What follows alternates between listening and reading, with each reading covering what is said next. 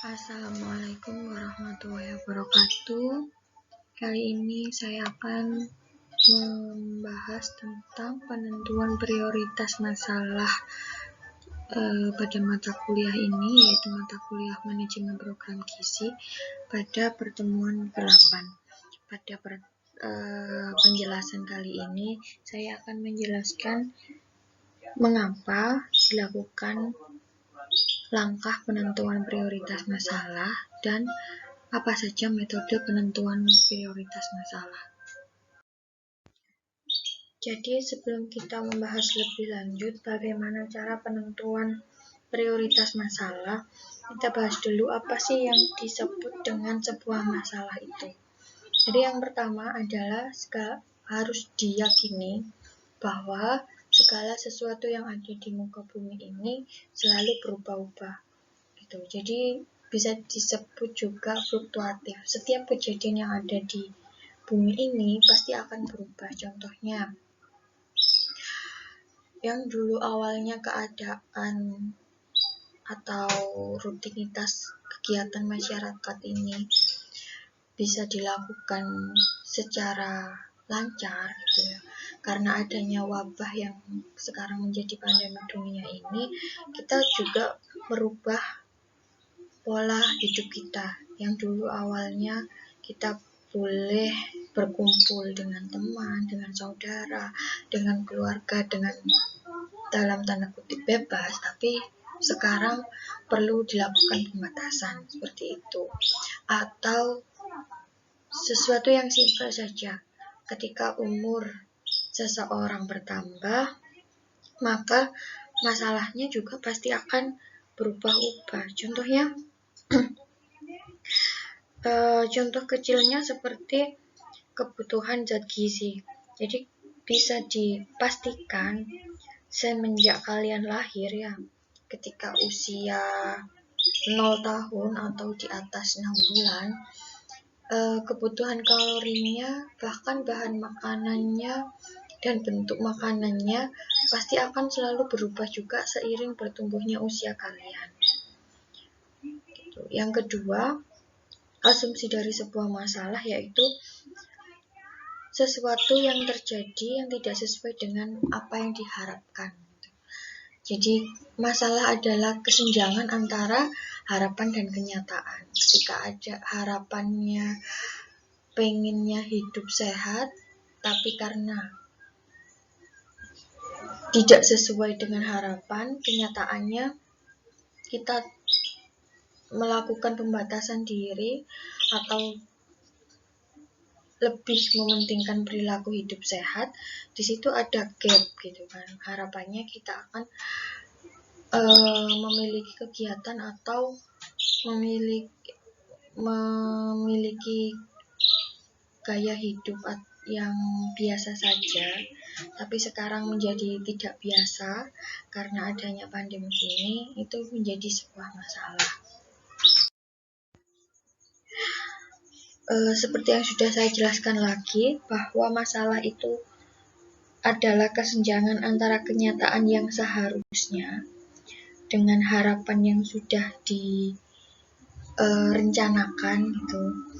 Definisi masalah yaitu yang pertama, sesuatu dianggap masalah jika persoalan merupakan persoalan yang perlu segera dipecahkan. Jadi ketika ada perubahan dan perubahan itu tidak mengganggu, itu bukan merupakan suatu masalah. Suatu masalah itu sesuatu yang harus dicari jalan keluarnya atau dipecahkan. Yang kedua, penyimpangan dari ketentuan yang seharusnya ada. Jika seseorang sudah memiliki ketentuan-ketentuan, entah itu ketentuan dalam bidang hukum atau dalam norma asusila ataupun norma agama, dan ketika sesuatu sudah melenceng dari hal itu dikatakan penyimpangan dan sebuah masalah. Dan yang terakhir, suatu masalah itu juga bisa berasal dari pelaksanaan program yang harus ditindaklanjuti.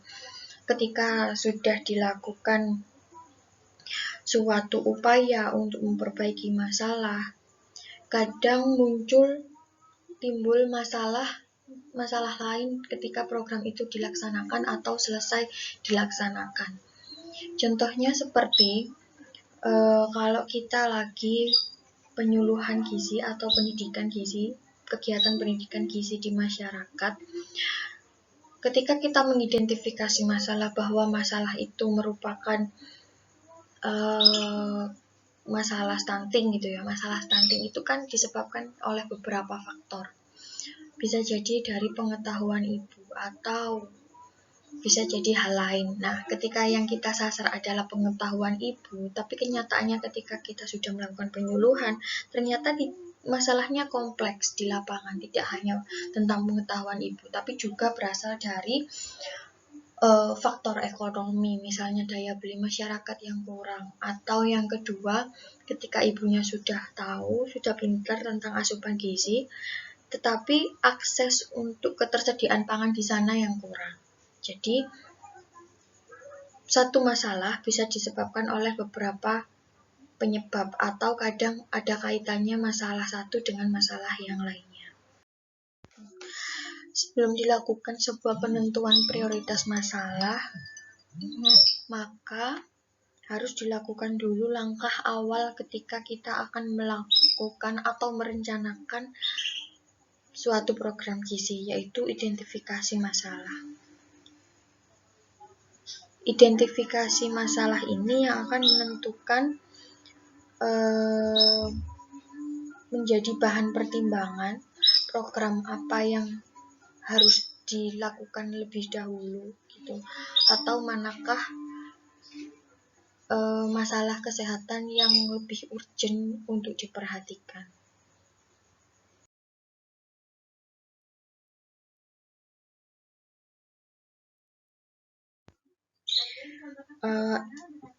Yang selanjutnya yaitu hal yang dikaji dalam proses identifikasi masalah. Yang pertama, prioritas masalah. Jadi, ketika identifikasi masalah juga harus dipertimbangkan apakah suatu masalah itu merupakan penyebab dari masalah lain. Semakin penting masalah tersebut, maka semakin dipertimbangkan sebagai prioritas masalah di antara masalah yang lain. Atau bisa jadi, apakah masalah tersebut mempunyai daya ungkit yang tinggi bagi timbulnya permasalahan lainnya yang lebih besar. Contohnya seperti ibu hamil yang kekurangan energi kronik ya. Sebenarnya masalahnya sepele ketika ibu hamil kek, lilanya kecil, diberi intervensi berupa penambahan makanan tambahan gitu, pemberian makanan tambahan, bisa biskuit atau susu seperti itu. Tapi masalahnya tidak akan berhenti sampai di situ. Ketika ibunya kek, itu akan berpotensi besar anak yang dikandungnya itu mengalami status gizi yang kurang, atau ketika lahir berat badannya jadi lebih rendah dari normalnya. Nah, ketika seperti itu, maka step pertumbuhan anaknya itu akan mengalami kekurangan atau kurang optimal. Jadi, jika hal seperti itu terjadi, maka akan berdampak juga ketika anaknya tersebut, anak yang dilahirkan dari ibu yang kek, akan juga bisa menyebabkan masalah lain, yaitu anak yang akan dikandungnya nanti ketika dia dewasa juga mengalami hal serupa dengan dia. Jadi karena pertumbuhannya itu terlewat atau terskip gitu ketika dalam janin, 1000 HPK-nya kurang baik, itu akan menyebabkan keturunan yang dihasilkan juga akan beresiko lebih besar untuk mengalami hal yang sama. Lalu yang kedua, urgensi masalah. Urgensi masalah ini maksudnya tingkat kegawatan atau kedaruratan masalah. Apakah masalah itu perlu segera diatasi dalam waktu yang cepat, Lalu bagaimana dampak terhadap peningkatan angka kesakitan dan atau bahkan kematian? Bisa disimpulkan semakin tinggi tingkat kegawatan masalah, maka semakin urgen untuk segera ditangani. Jadi jangan sampai kita keliru mengidentifikasi masalah, kan karena ada masalah yang ada program gizi yang dilakukan dalam jangka panjang gitu, atau ketika jangka panjang itu sudah direncanakan, misalnya pemberian vitamin A pada balita itu kan setiap tahun bulan Februari dan Agustus. Nah, ketika itu sudah direncanakan ya tetap berjalan, tetapi ada mungkin masalah-masalah lain yang lebih urgen untuk diatasi lebih dulu. Seperti sekarang ini ya, wabah pandemi ini dampaknya kalau di kampung saya yang saya tahu itu posyandu yang dilakukan setiap bulan bahkan ditiadakan untuk sementara. Jadi ketika ada pandemik seperti ini kan kita tidak boleh berkumpul dengan banyak orang atau melakukan kegiatan yang melibatkan banyak orang. Jadi boleh jadi program itu tetap dilaksanakan, tetapi program pemberian vitamin A itu tetap dilaksanakan, tapi dengan cara yang lain. Jadi nakesnya yang keliling ke rumah satu ke rumah lainnya. Yang ketiga yaitu berapa banyak yang terkena masalah atau berapa banyak yang terdampak masalah. Hal ini berkaitan dengan sifat dari masalah itu, bisa individu atau bisa kelompok. Kalau individu itu kalian misalnya ada seseorang ya, kalau di rumah sakit pada umumnya lah ya, kan penyakit itu beragam. Menimpa orang itu kan beragam, ada yang tua, ada yang muda, ada yang laki-laki, ada yang perempuan dengan masalah kesehatan yang berbeda-beda. Beda kalau misalnya lagi wabah seperti ini kan masalah massal, bukan hanya satu negara yang kena, tapi 213 negara yang kena. Jadi pandemi ini emang menjadi sorotan semua negara, bahkan WHO pun juga masih memikirkan bagaimana strategi untuk mengatasi masalah ini. Karena sudah banyak yang terkena masalah, sudah banyak angka kematian yang terjadi. Lalu yang keempat, segmentasi sasaran. Nah, ini berhubungan dengan mana sih kelompok resiko yang paling tinggi mengalami masalah kesehatan. Kalau di gizi sudah pasti kalian tahu ya, ada ibu hamil, bayi, balita, dan orang lansia. Nah, bukan berarti yang remaja sama dewasa ini diabaikan, tidak. Cuman masa remaja dan dewasa dianggap mempunyai imunitas tubuh yang lebih kuat atau proteksi dirinya sudah kuat. Maksudnya itu aktivitasnya juga banyak gitu kan. Masih bisa mandirilah ketika memiliki masalah kesehatan, tapi kalau misalnya resiko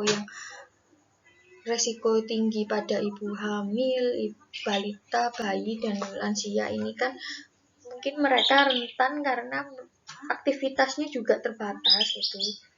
Tidak bisa bebas seperti remaja dan dewasa. Lalu yang kelima, bidang masalah.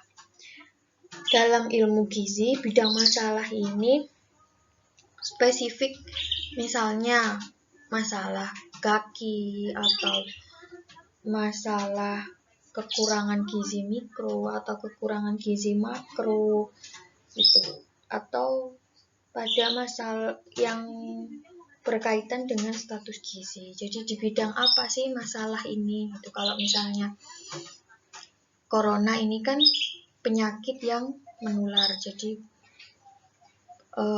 dietnya juga berhubungan dengan dietetik penyakit menular dan infeksi seperti itu. Dan yang terakhir, jenis masalahnya. Jenis masalah ini maksudnya yaitu apakah masalah ini bersifat akut atau bersifat kronis atau merupakan kejadian luar biasa, ya wabah. Jadi suatu masalah ini dikatakan besar jika semua segmen terkena, maksudnya segmen sasaran itu dari bayi bisa kena sampai lansia itu kena, itu masalah yang merupakan masalah yang besar, KLB, kejadian luar biasa, dan sifatnya ini menyeluruh, jadi tidak pandang bulu di negara tropis atau di negara yang mempunyai 4 musim, tidak pandang bulu seperti itu. Jenis masalahnya ini termasuk masalah yang kronik atau merupakan masalah yang akut. Selanjutnya yaitu masalah kesehatan masyarakat dan kaitannya dengan kehidupan di Indonesia. Jadi masalah kesehatan masyarakat di Indonesia ini adalah masalah yang memiliki ragam determinan yang sangat beragam. Maksudnya satu masalah itu bisa disebabkan dari masalah yang lain. Jadi pendekatannya ini harus komprehensif. Maksudnya itu komprehensif itu menyadarkan masyarakat itu tidak hanya dari perlakuan kita, maksudnya tidak hanya sebatas intervensi. Contohnya kalau ada balita yang kekurangan gizi, itu tidak semerta-merta hanya diberikan biskuit saja, tetapi juga pengetahuan ibunya yang harus ditambah. Bahkan kalau pengetahuan ibunya ditambah, tapi kalau masalah ekonominya memang tidak mendukung, berarti kan mereka juga gak bisa memenuhi kebutuhan gizi mereka. Atau kalau misalnya berhubungan dengan budaya di keluarganya. Contohnya kayak pemberian MPASI yang salah. Bahkan di suatu daerah itu ada bayi yang sebelum 6 bulan sudah diberi makanan tambahan seperti kayak pisang atau lontong seperti itu. Ketika neneknya itu sudah bilang, lu dulu ibunya itu dikasih makan pisang, gak apa-apa sampai sekarang tidak bermasalah, maka ibu dari balita itu juga akan memberi seperti itu gitu. Jadi masalah di Indonesia itu bukan semata-mata memberi intervensi berupa produk, tapi kesadarannya juga perlu ditingkatkan. Yang kedua yaitu melalui pendekatan yang komprehensif. Pendekatan yang komprehensif itu ya bisa diibaratkan pendekatan yang mencakup keseluruhan. Ya, jadi seperti masalah yang saya sebutkan tadi, kalau misalnya neneknya sudah membudayakan seperti itu, jangan sampai nanti di cucu-cucunya akan dilakukan hal yang sama. Jadi harus menyeluruh, ibunya diberi pengetahuan, lalu neneknya, mbahnya itu juga disadarkan bahwa yang dilakukan itu salah. Bisa juga sampai ke praktek membuat MPASI yang betul. Jadi MPASI kadang kan sering disepelekan, kadang ibu bekerja contohnya yang menitipkan anaknya entah itu di daycare atau entah itu di saudaranya yang lain atau memang di babysitter gitu ya. Justru MPASI-nya itu MPASI yang komersial atau yang berupa produk dari pabrik itu. Padahal kan lebih baik MPASI itu yang bikin sendiri, yang mereka meracik sendiri dan bisa tahu kebutuhan kalorinya berapa. Lalu yang kedua, masalah yang terjadi itu merupakan akibat dari adanya persoalan bidang ekonomi.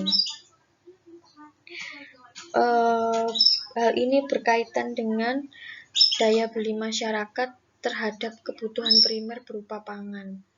Ketika ibunya sudah tahu bahwa gizi yang baik buat anaknya itu apa aja, tapi kalau misalnya keadaan perekonomiannya tidak mendukung, maka ya tidak bisa disalahkan juga.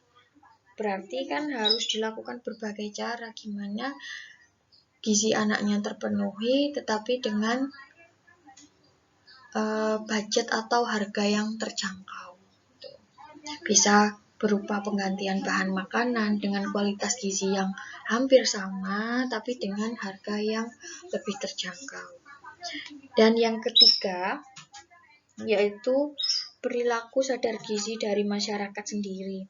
Jadi percuma ketika tenaga kesehatan di bidang gizi sudah melakukan pendidikan gizi, sudah melakukan penyuluhan, sudah memberi biskuit, tetapi kalau misalnya kesadaran dari masyarakat itu kurang, maka hasilnya akan percuma.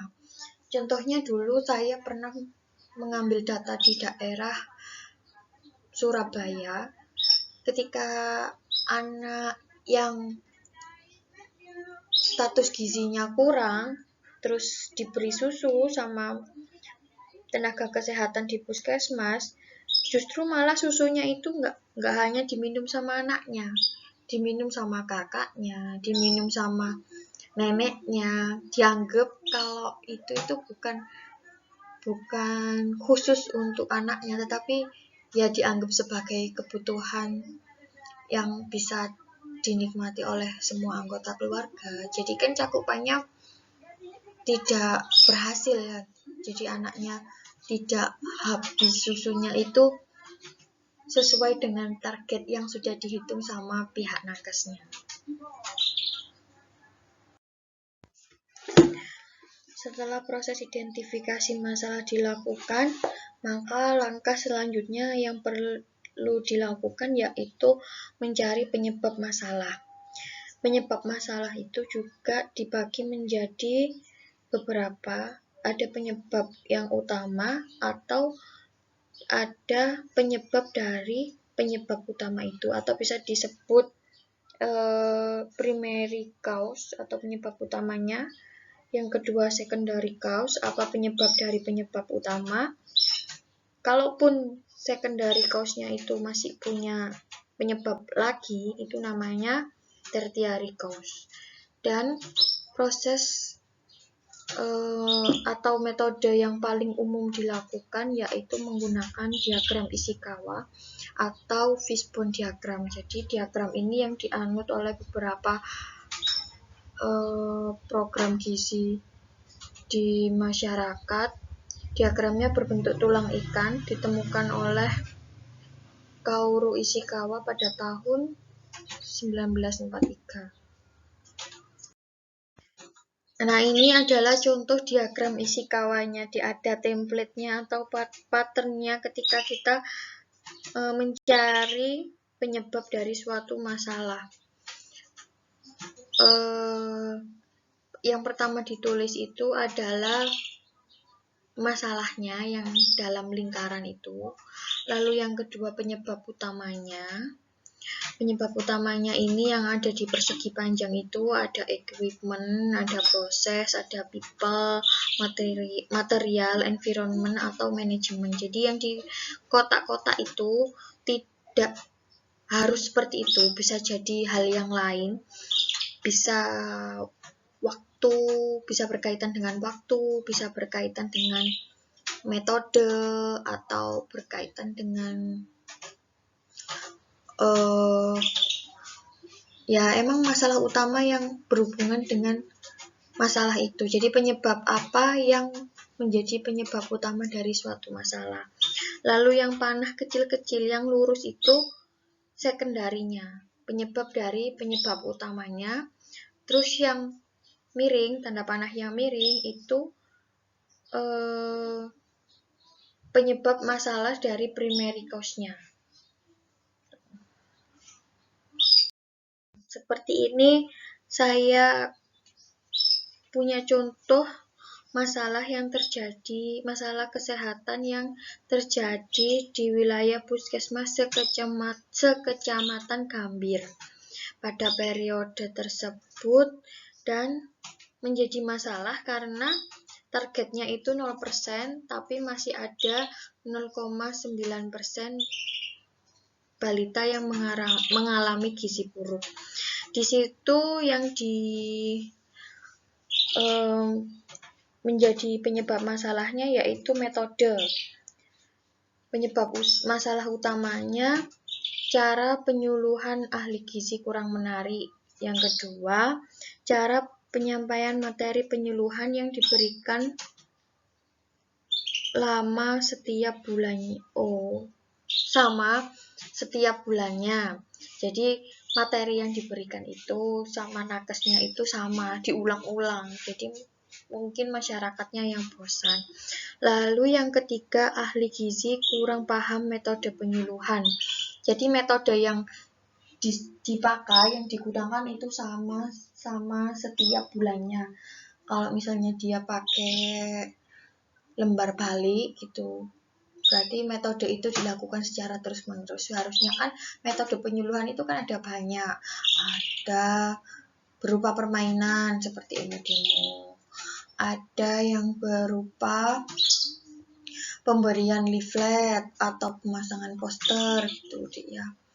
Nah, yang di kotak itu adalah secondary cause-nya. Jadi ahli gizi kurang terlatih dan terampil dalam penyampaian penyuluhan. Jadi dari ketiga masalah yang saya sebutkan tadi, ketiga penyebab yang saya sebutkan tadi itu dikerucutkan lagi bahwa ahli gizinya ternyata yang kurang terlatih. Bisa jadi ahli gizinya mungkin masih baru atau masih minim pengalaman. Jadi kan juga menjadi sebuah masalah. Lalu yang kedua yang menjadi masalah, material. Makanan tambahan yang diberikan kurang mencukupi. Jadi jumlah makanan PMT-nya itu tidak mencukupi dengan jumlah balita gizi buruk.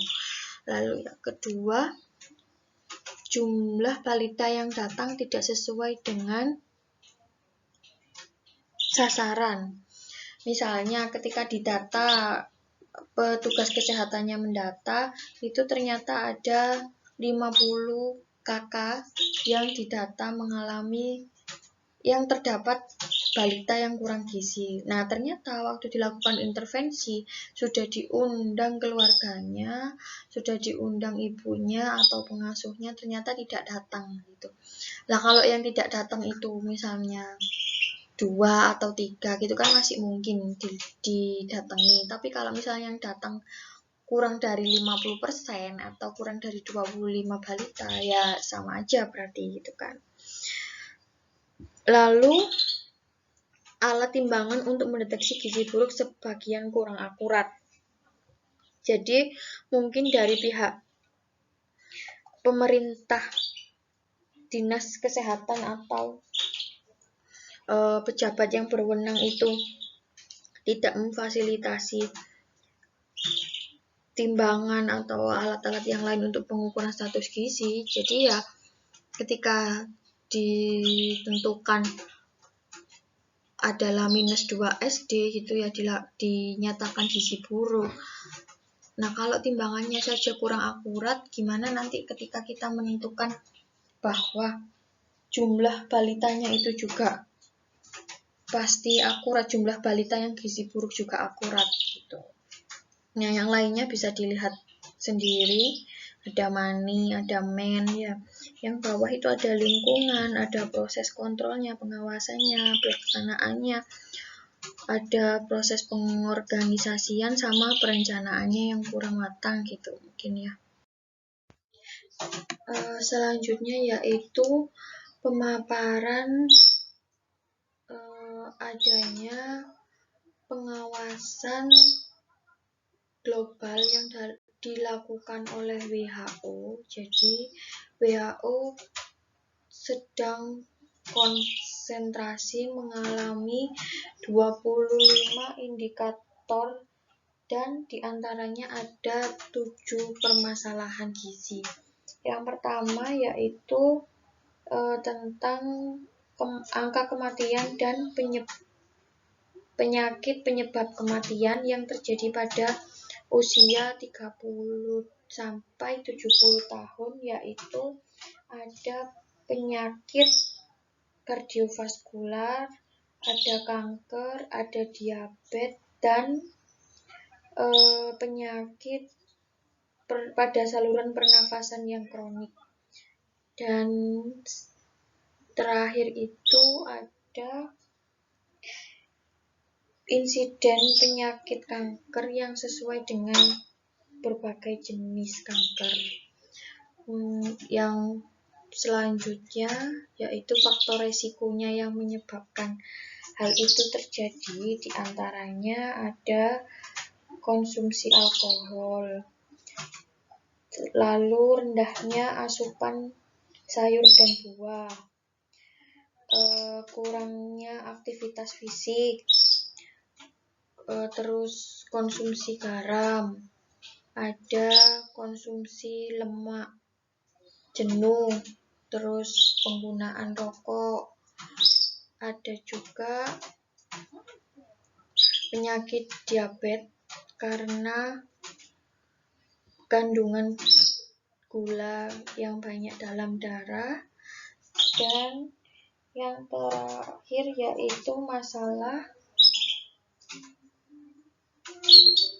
overweight dan obesitas yang menyebabkan total kolesterol dalam darah meningkat. Lalu tindak lanjut pada kebijakan nasionalnya, harapan dari WHO itu meningkatkan screening pada penyakit kanker, pengobatan dan konseling, lalu ada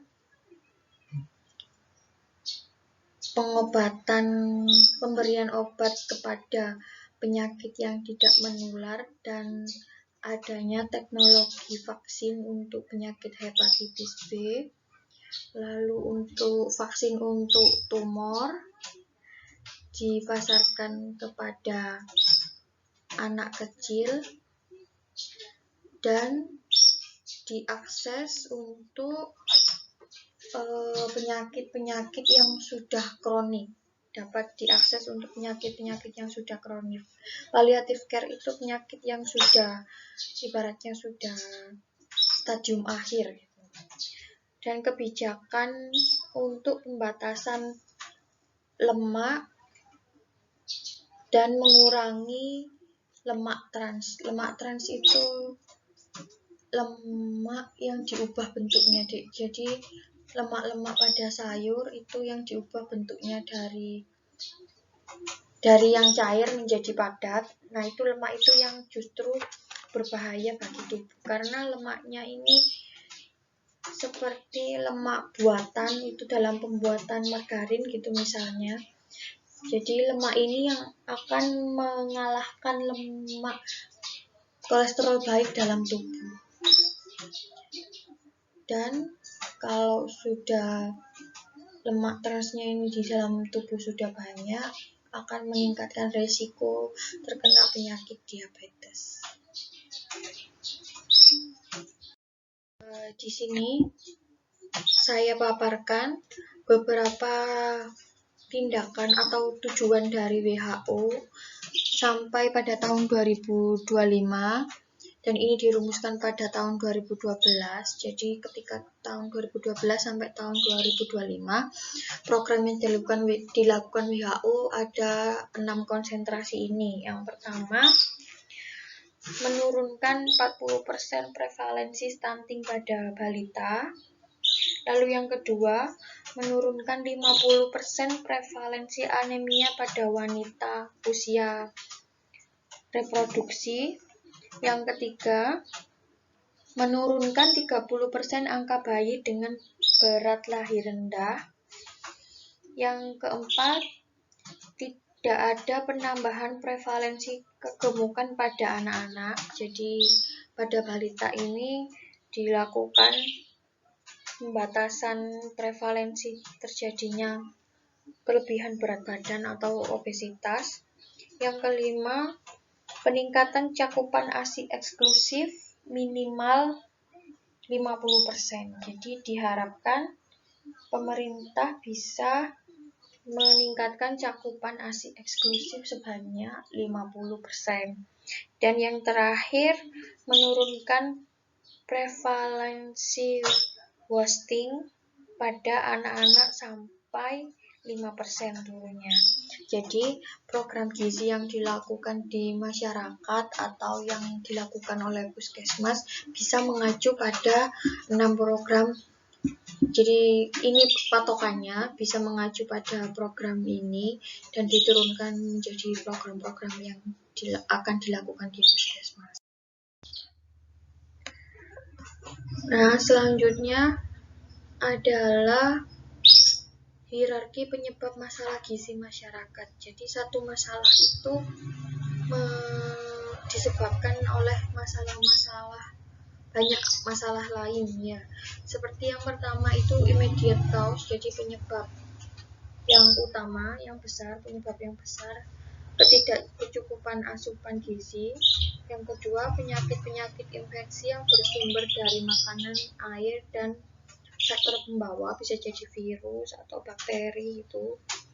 Dan kedua masalah itu disebabkan lagi oleh underlying cause, yaitu penyebab yang mendasari penyebab langsung. Jadi yang A itu penyebab langsung, yang B itu masalah yang menyebabkan masalah A. Ada rendahnya ketersediaan pangan di tingkat rumah tangga, lalu rendahnya akses terhadap pangan di tingkat rumah tangga, bisa jadi tinggalnya di pelosok gitu. Yang nomor 5, rendahnya pola asuh ibu terhadap anaknya. Yang keenam, rendahnya kualitas lingkungan dan akses terhadap pelayanan kesehatan. Jadi kualitas lingkungannya itu mungkin lingkungannya kotor atau memang di lingkungannya tidak tersedia sarana. Dan akses terhadap pelayanan kesehatan itu sulit dijangkau. Nah, yang basic cause itu yang terakhir, penyebab yang paling mendasar masalah itu terjadi. Yang nomor 7, ketidakcukupan kapasitas dan koordinasi institusi terkait. Bisa jadi karena puskesmasnya satu, tapi cakupan wilayahnya, kecamatannya itu besar. Lalu yang nomor 8, ketidakcukupan kapasitas sumber daya manusia. Nah, ini kapasitas sumber daya itu maksudnya tenaga kesehatannya yang terbatas. Lalu yang ke-9, ketidakcukupan informasi. Jadi informasi yang didapat masyarakat itu kurang. Dan yang nomor 10, ketidakcukupan investasi, maksudnya itu peralatan dan bahannya yang kurang memadai. Ini saya paparkan tujuan global untuk pembangunan berkelanjutan. Jadi SDGs ini yang dulunya MDGs, yaitu berlaku selama 15 tahun sekali. Masalah ini adalah masalah global, tidak lagi menjadi masalah suatu negara, tapi juga mencakup seluruh negara, yaitu yang berjumlah 17 butir yang harus konsen untuk segera diatasi, baik masalah dalam pendidikan, ekonomi, atau masalah sosial. Dan juga di sini ada beberapa yang menyangkut masalah gizi. Jadi setelah ini akan saya bahas sudut pandang gizi dalam SDGs ini. Ini saya breakdown dari SDGs yang tadi, jadi nomor 1 sampai 17 yang bisa berhubungan dengan permasalahan gizi. Yang nomor 1 tadi tentang kemiskinan. Jadi kemiskinan bisa membatasi kemampuan mendapatkan makanan atau asupan gizi yang adekuat. Yang nomor 2, pertanian dan ketahanan pangan adalah landasan dari kecukupan nutrisi. Yang nomor 3, prevalensi kematian anak balita sampai 45% disebabkan karena kekurangan nutrisi. Yang nomor 3 itu good health and well-being. Jadi kesehatan yang baik dan berkelanjutan. Yang nomor 4, SDGs-nya itu quality education ketika di breakdown di masalah gizi, yaitu belajar dan konsentrasi di sekolah sangat sulit dilakukan dalam keadaan kekurangan nutrisi. Jadi kekurangan nutrisi ini bisa menurunkan kualitas pendidikan seseorang juga. Yang nomor 5 itu ada gender equality. Bila seorang perempuan dapat mengendalikan pendapatan keluarga, maka status kesehatan anak-anak dan perbaikan gizi menjadi lebih tinggi. Jadi ketika suatu masalah dalam keluarga itu terjadi, maka kuncinya adalah ibunya. Kenapa kok nggak ayahnya? Karena ibu itu yang memegang pola asuh, kendali pola asuh itu ada di ibu. Yang nomor 6 itu clean water and sanitation. Akses terhadap air bersih dan sanitasi merupakan prasyarat perbaikan gizi, jadi ini tercakup pada PHBS. Lalu yang nomor 7 itu di SDGs tentang affordable and clean energy, jadi tidak ada hubungannya kalau yang nomor 7. Langsung ke nomor 8, SDGs yang nomor 8 itu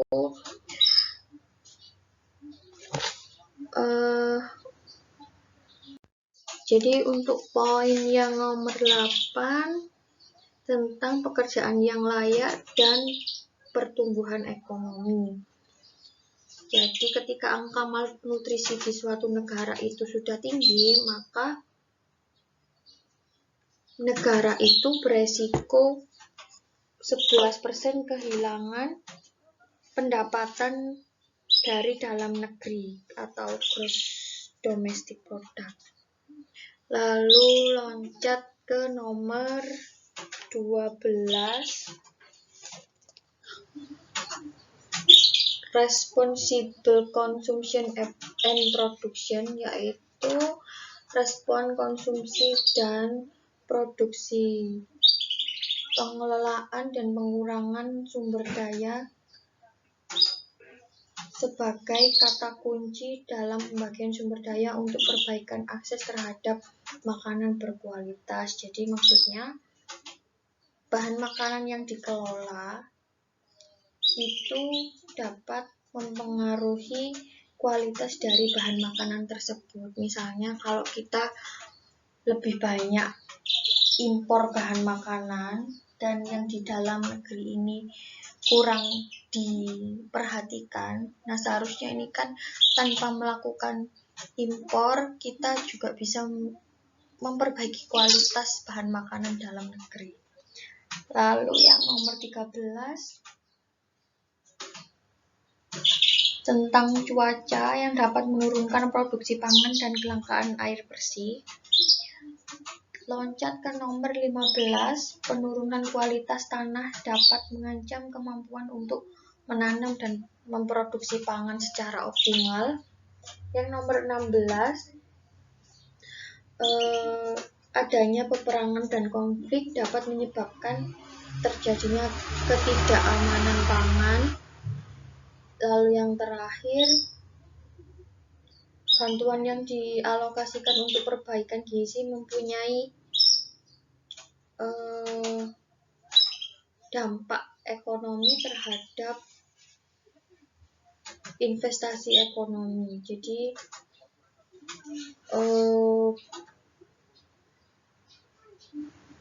kerjasama, jadi berhubungan dengan kerjasama antar negara itu,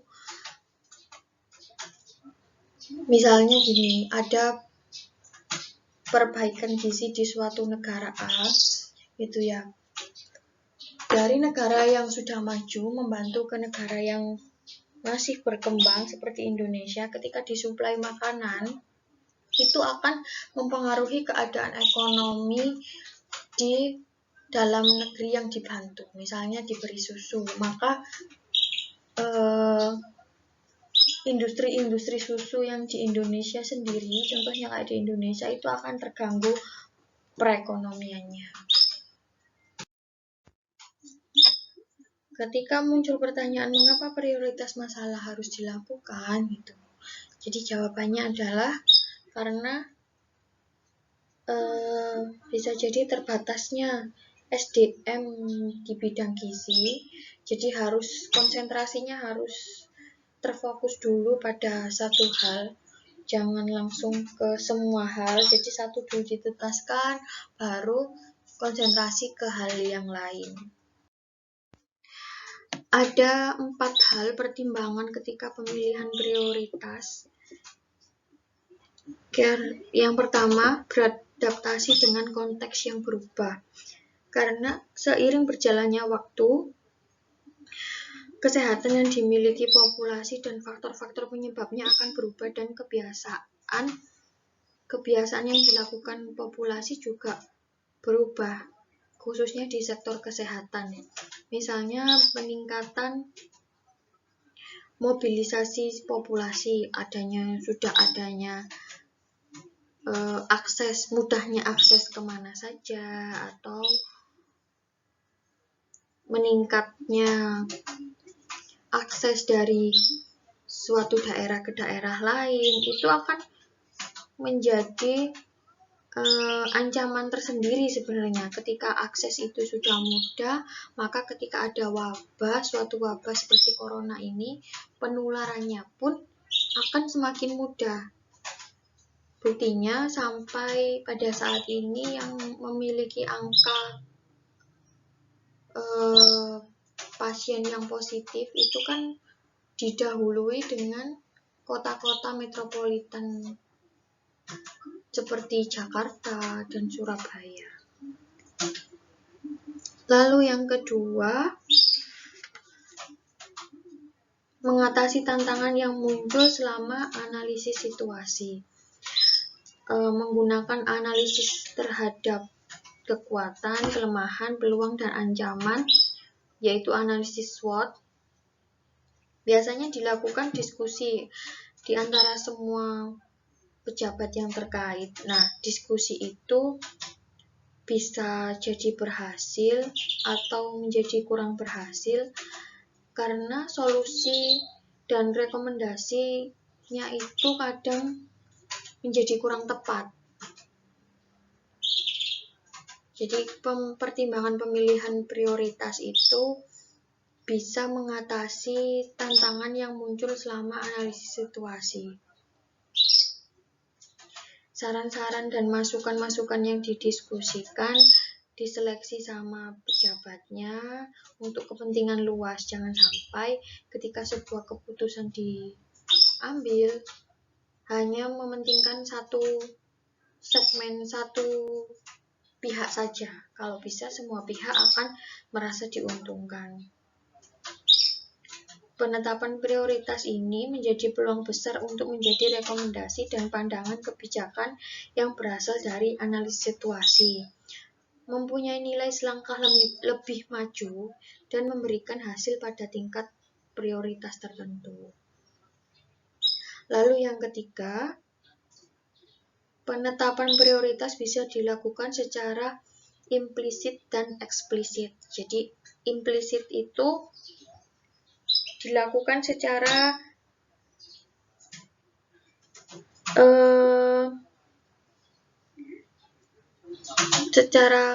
bisa jadi kalau kita mengambil data itu implisit itu secara sembunyi-sembunyi, bahwa kita mengamati perilaku seseorang gitu ya, itu tanpa disadari oleh orang tersebut. Kalau eksplisit itu yang jelas maksudnya orangnya itu sadar ketika datanya kita ambil, Tapi ada kekurangan masing-masing sih implisit sama eksplisit itu. Jadi kalau implisit itu kadang tidak seakurat kalau eksplisit, tapi di masalah tertentu misalnya kayak konsumsi alkohol, justru sebaiknya lebih baik menggunakan implisit, karena kalau eksplisit itu dilakukan dalam menilai perilaku konsumsi alkohol, saya rasa untuk masyarakat Indonesia ini kurang bisa jujur gitu ya. Ketika ditanyai konsumsi alkohol sudah berapa lama, kenyataannya mungkin sudah tahunan, tapi dia ngakunya bulanan. Karena kan orang Indonesia, orang tersebut itu nggak mau disalahkan atau mungkin nggak mau menerima wejangan, atau juga nggak mau menjadi akar masalah dari keluarga, misalnya kalau dia sakit gitu ya, tidak mau dia disalahkan karena perilakunya sendiri. Dan yang terakhir, pemilihan prioritas mengidentifikasi tantangan di masa depan. Jadi bertambahnya populasi, adanya pergeseran iklim, atau meningkatnya masalah di bidang kesehatan, karena masalah di bidang kesehatan semakin kompleks, jadi akan ada kemungkinan bahwa di masa yang akan mendatang ini bisa diprediksi juga masalahnya, misalnya seperti jumlah penduduk ya. Jumlah penduduk di Indonesia ini kan semakin tahun semakin meningkat. Padahal pemerintah sudah menerapkan sistem keluarga berencana, sudah menerapkan program KB cukup 2 anak. Tetapi ketika program itu tidak terlaksana dengan baik, kalah dengan pendapat dari orang Jawa ya, ketika banyak anak pasti banyak rezeki. Nah, itu ketika masalah itu terjadi, populasi masyarakat Indonesia semakin meningkat, maka bisa dipastikan kalau angka penyakit menular juga pasti akan meningkat. Jadi kayak kita punya ancang-ancang dulu, punya prediksi dulu, 5 tahun ke depan pasti misalnya angka TB gitu, angka TB akan semakin meningkat, seperti itu. Selanjutnya yaitu ada tahapan memilih prioritas yang dilakukan oleh Terwin pada tahun 2017. Ada 3, yaitu evidence, transparency, dan voice. Jadi evidence itu terkait dengan data-data yang sudah dikumpulkan tentang misalnya efektivitas program atau pembiayaan program yang sudah dilakukan, terus ke daya terima masyarakat terhadap programnya itu, dan ada aspek keadilan dalam pelaksanaan program. Yang kedua, transparansi, yaitu keterbukaan di antara peserta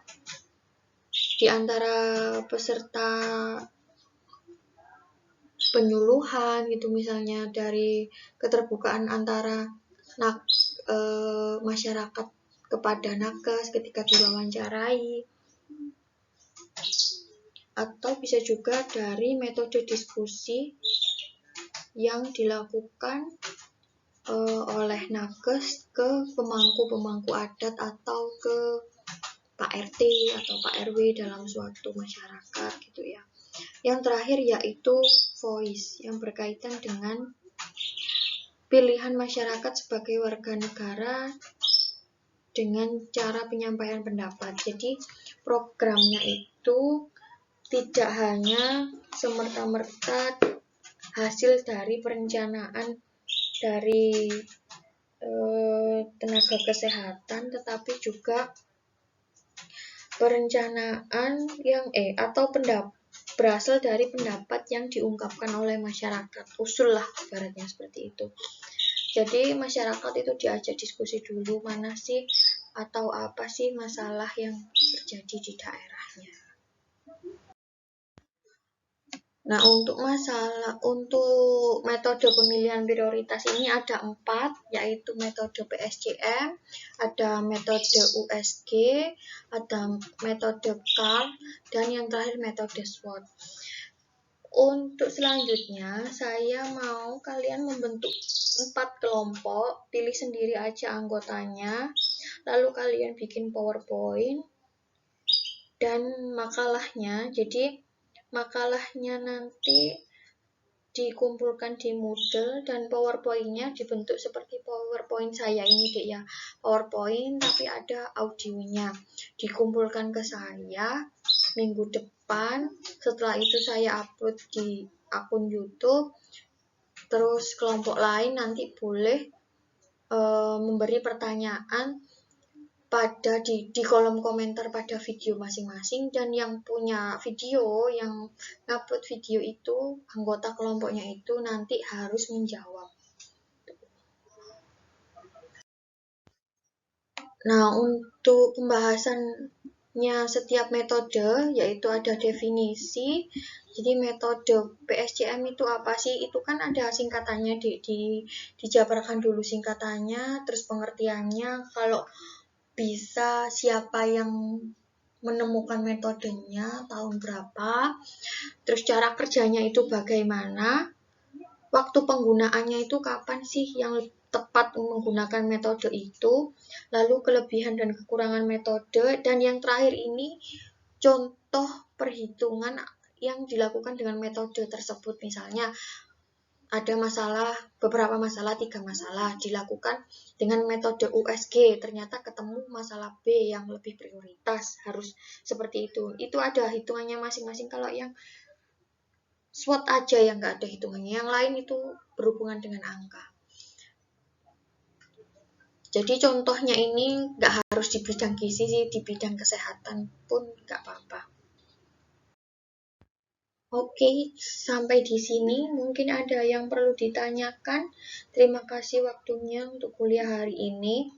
Jadi untuk kolom pertama nanti di YouTube metode PJMK-nya bisa nulis absen ya. Jadi nanti nulis kehadiran, daftar kehadiran kuliah manajemen program gizi tanggal ini, tanggal sekarang, hari ini, dan nanti di kolom bawahnya itu yang balas semua temennya yang sudah melihat video ini. Terima kasih.